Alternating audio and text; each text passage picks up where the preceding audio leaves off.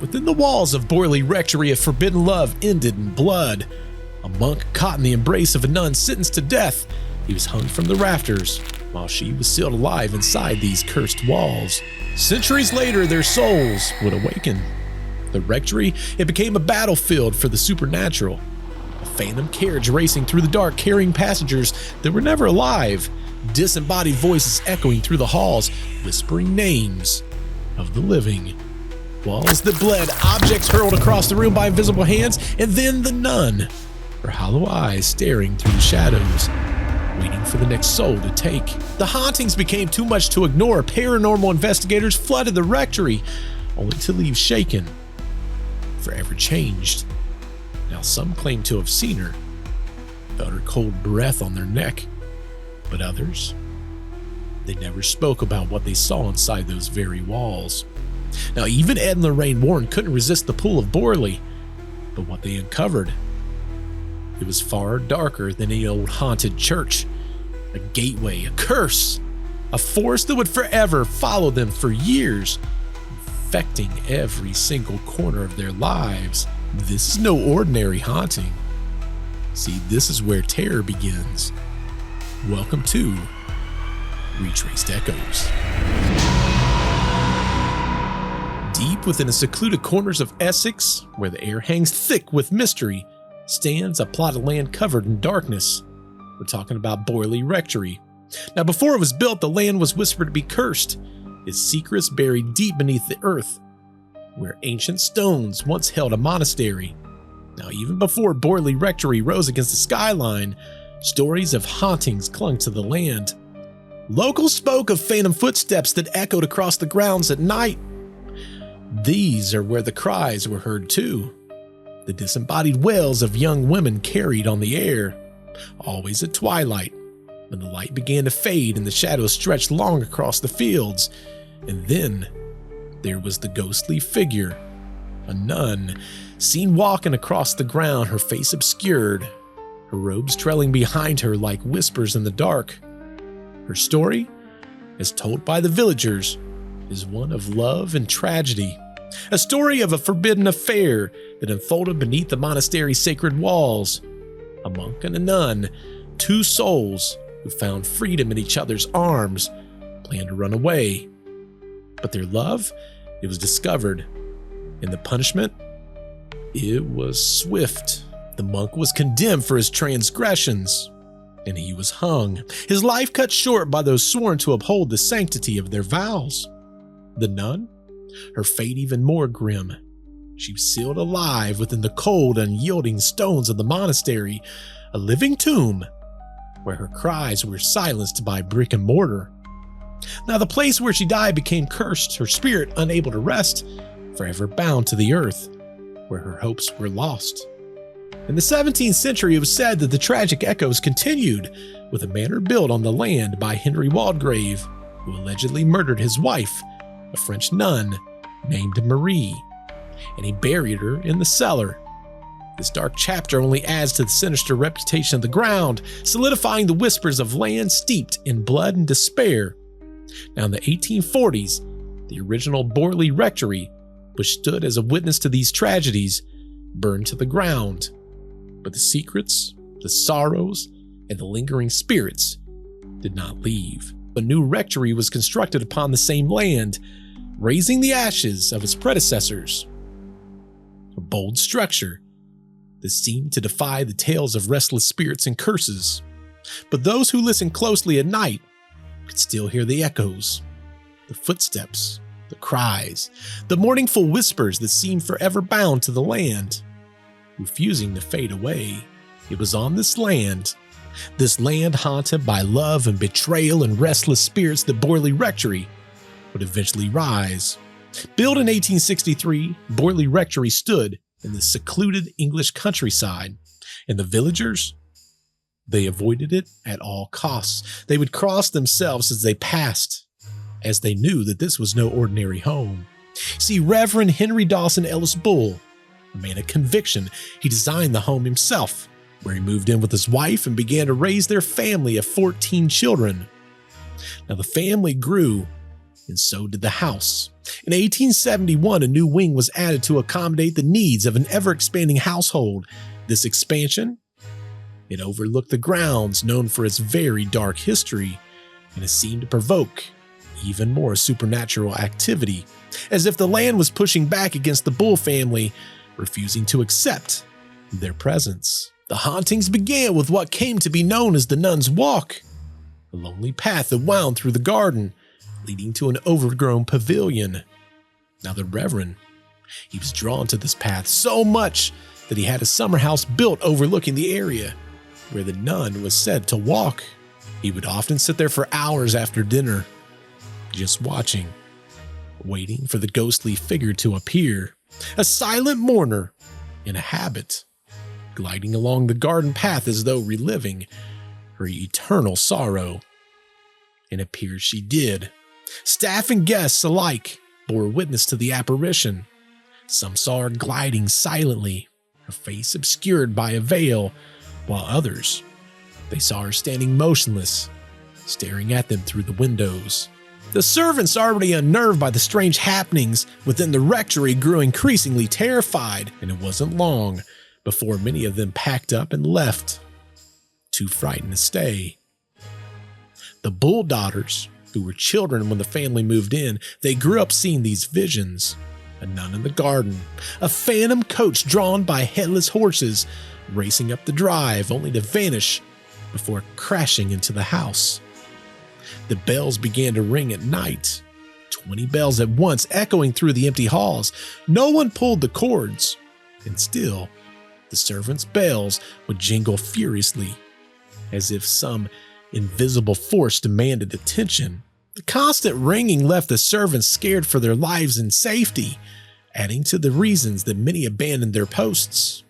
Doors would slam shut, seemingly with no cause, and footsteps, heavy and deliberate, would reverberate through the house, tracing paths through empty rooms. The children would awake in terror, finding objects thrown across the room, often when no one else was present. And one of Reverend Bull's daughters, Ethel, would remember one night for the rest of her life. She woke, her heart pounding, feeling an icy presence near her bed. She shivered. Her body stiffened as she felt something cold, a stinging sensation on her cheek, a slap from an unseen hand. Her eyes shot open, but there was nothing there, except her gaze drifted downward.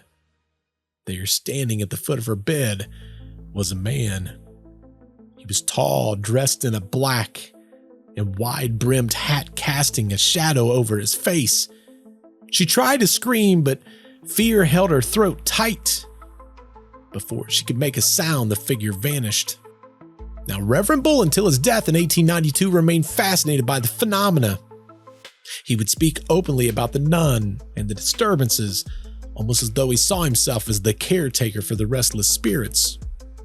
He kept very detailed records of the strange occurrences, documented the haunting that would later become absolutely invaluable to investigators like Harry Price. But his death, it did nothing to quiet the restless energy and spirits within Borley.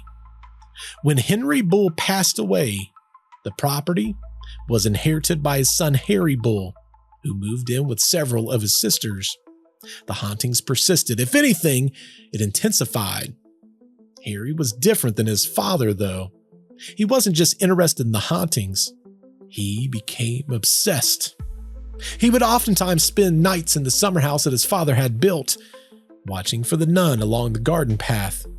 He talked about her very openly, almost as though she was an old acquaintance. And to those who would listen, Harry spoke about not only the nun, but the headless coachman who drove the phantom coach, the headless figures in the windows, and the disembodied footsteps that echoed through the halls. With each passing year, the activity, it seemed to grow stronger and stronger, as though the house itself was fed by Harry's fascination. It wasn't just stories of the nun anymore. There were reports of strange lights flickering in the windows at night, spectral shapes moving from room to room, and chilling sounds of mournful whispers that seemed to come from the very walls. Harry's obsession with documenting these occurrences deepened, and his journals, they became filled with accounts of the nightly disturbances. Harry's obsession did not really come without cost, though. See, his health began to fail. The hauntings, once an eerie curiosity, seemed to grow darker, more malevolent. See, objects weren't just thrown, they was hurled, as if some unseen force had grown angry. The slamming doors became more frequent, their violent sounds shaking the house to the very foundation. Shadows, they seemed to gather in the corners of rooms, growing denser, more oppressive, as though the very house, it resented its inhabitants. The children, now grown, continued to endure the strange occurrences. They would often speak about seeing the nun during the day and in the moonlight hours of night, walking silently through the garden.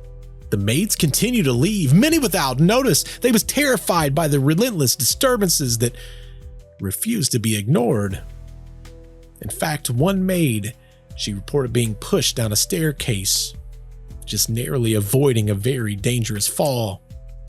Now, Harry tried to reassure them, but even he could not ignore the dark presences that seemed to grow stronger with his health growing weaker. Harry Bull passed away on June 9th of 1927, his body weakened and spirit drained, leaving behind a house now saturated with the restless energy of decades of haunting. Borley Rectory became vacant, but not for very long. See, in 1927, Reverend Guy Eric Smith and his wife Mabel, they moved into the rectory. Now the Smiths, their stay was marked with strange discoveries and unexplainable disturbances that would shake their belief in the mundane. Shortly after moving in, Mabel Smith found a young woman's skull hidden away in the cupboard, an omen, it seemed, of what was to come. Now, the skull's discovery seemed to be a catalyst for a series of strange and unsettling events. You see, the Smiths, they began to report mysterious occurrences almost immediately. They experienced strange lights flickering at odd hours, heavy and deliberate footsteps that would echo through the hall. And we've heard it once before this evening, if not twice. The ghostly apparition of a horse-drawn carriage seen racing towards the house, only to disappear right before it would crash. Now, objects, they would begin to vanish from their usual spots, only to reappear in very strange locations, sometimes days later, and each incident, it added to the growing sense of unease and fear. In desperation for answers, the Smiths, they reached out to the Daily Mirror in 1928, hoping for, if anything, an explanation or at least some type of validation for their experiences. The newspaper sent a reporter, and with him came Harry Price, a very well-known paranormal investigator, and some would say that he would have a flair for the dramatic. Now, Price's very first visit to the rectory, the house seemed eager to make its presence known. See, he and the reporter, they witnessed a series of very strange events, everything from shadowy figures that was moving just out of the corner of their vision, to the sound of glass shattering, and even a vase that flew across the room, just barely missing the reporter. Now, despite all the chaos, Price himself, he couldn't help but be skeptical. Now, he suspected that perhaps someone stood to gain some type of notoriety because of the rectory, though whether he thought it was the Smiths or someone else, that was somewhat unclear. Now, the funny part is, later, there was allegations that suggested that maybe Price himself might have had a hand in exaggerating the activity to benefit his own career. Now, Charles Sutton, he was the reporter. He claimed that Price kept a stash of stones in his coat pocket to throw during investigations, creating the illusion of poltergeist activity. But enough about the speculation, let's get back to the haunting. You see, the relentless footsteps, the slamming doors, the flickering lights, it all caused almost like an atmosphere of dread. Mabel began hearing whispers in the dead of night, voices that she couldn't quite make out, as though they were coming from beyond the walls. Reverend Smith, initially a skeptic by the way, began to feel a very unexplainable presence that seemed to follow him from room to room. The Smiths endured 3 long years of this torment before they finally had enough. In 1930, unable to bear the strains any longer, the Smiths left the Borley Rectory. Their departure, however, did not mean peace for the old house. The rectory, it soon welcomed its next residents. October of 1930 marked a new chapter for the Borley Rectory. Reverend Lionel Foyster, a cousin to the late Harry Bull, moved in with his young wife Marianne and their adopted daughter Adelaide. They arrived with hopes of building a peaceful home, but they were stepping into a residence already deeply scarred by years of hauntings. You see, they had replaced the Smiths, who had fled the house after 3 years of this deep paranormal activity, and the Foysters would reside at the rectory for another 5 years. And during this time, the paranormal events, they escalated to an intensity that was not previously experienced. Now, these occurrences, they drew considerable attention, fascination, and skepticism from the local community. Now, Lionel Foyster, he was not one to ignore these strange happenings. He kept very meticulous records of the events, noting every door that mysteriously locked on its own, every object thrown by an unseen force, and every window that was shattered without a cause. Now, these records would later be given to, you guessed it, Harry Price, who had previously investigated the hauntings for the Smiths. And almost immediately upon moving in, the Foyster family, they began to witness the same eerie phenomena that the previous families had seen. The strange lights flickering in the empty rooms and the disembodied sounds of footsteps echoing through the hallways, and you guessed it, the ghostly sightings of horse-drawn carriages vanishing in thin air.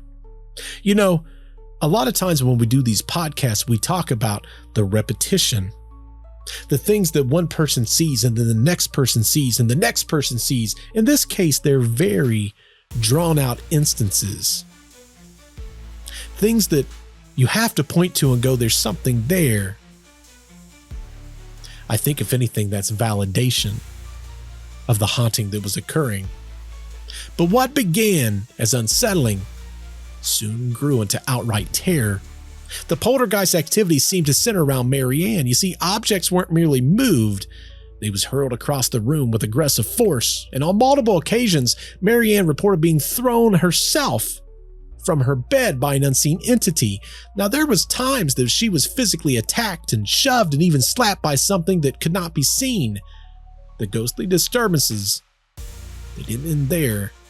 Now, there were strange writings that began to appear on the walls, scribbling messages that seemed very desperate, pleading for rest and mass prayers. Scraps of paper with Marianne's name would oftentimes be found around the house, as though the spirits were trying to reach out directly to her.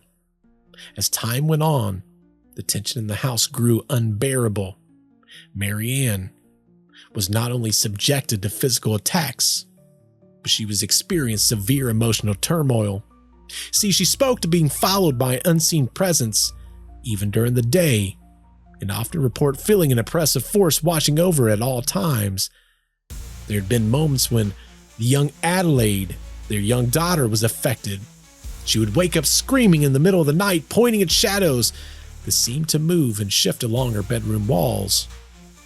In October of 1931, Reverend Foyster, he formally invited Harry Price to return to Borley Rectory.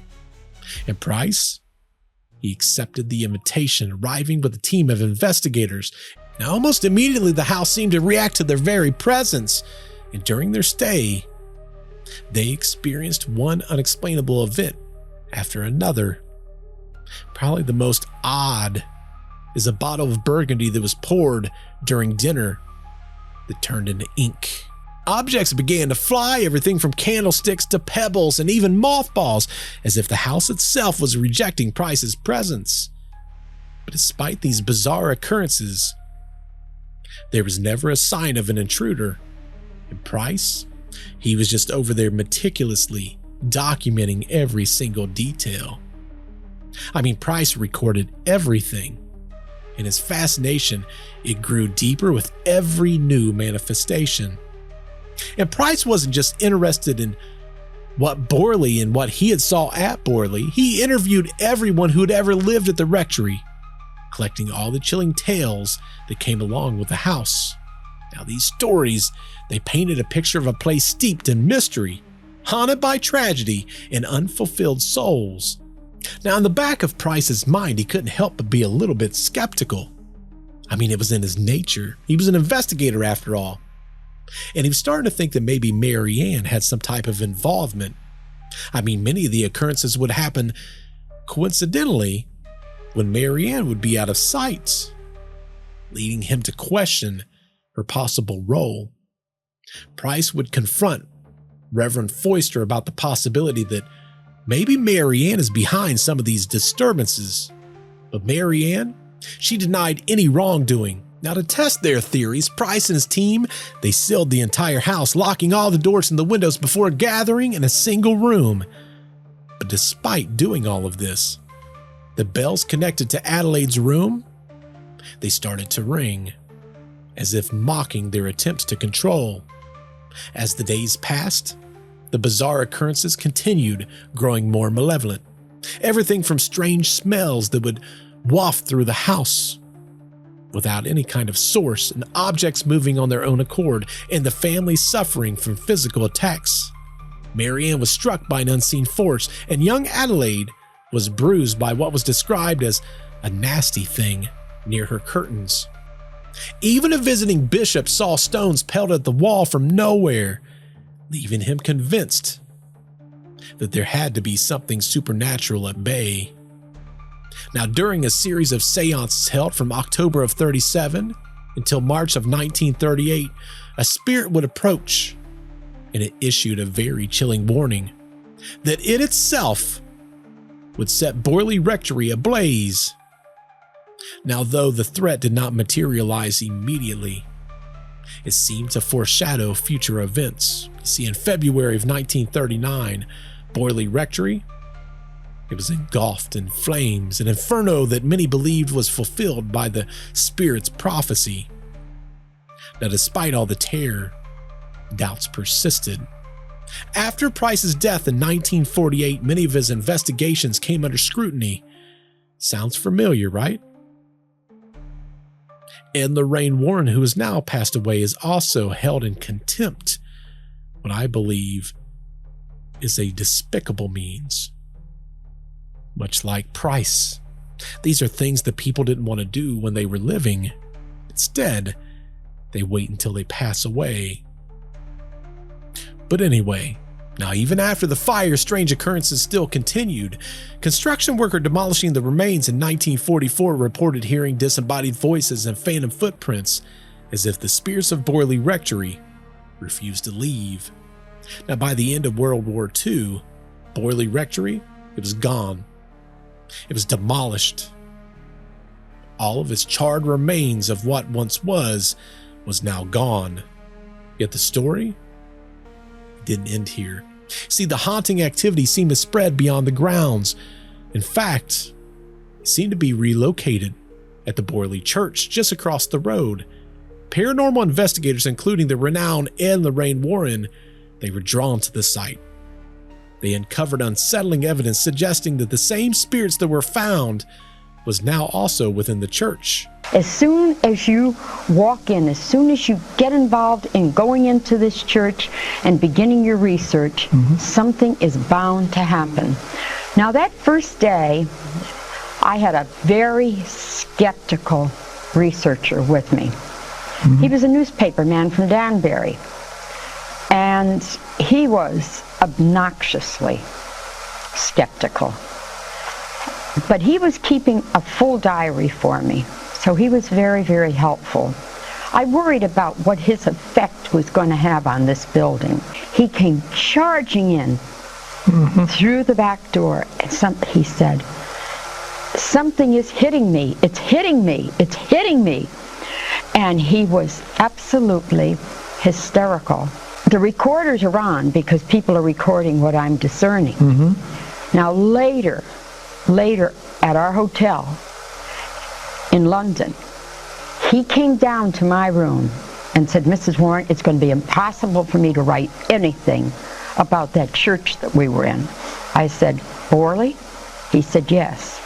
He said, the tape that you gave me, where you were discerning, he said, you can hear when I come in the room, and I'd like to play it for you.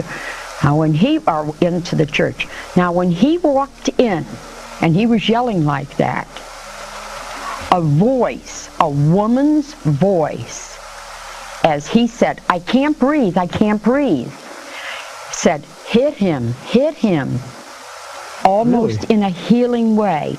And you hear her very gentle voice. Now, this is a spirit voice that she's talking about. Now, at this point, the Warrens were seasoned investigators of the paranormal, and they knew from the very moment they stepped on those grounds that here, the boundaries between the living and the dead, they were blurred. Especially for Lorraine.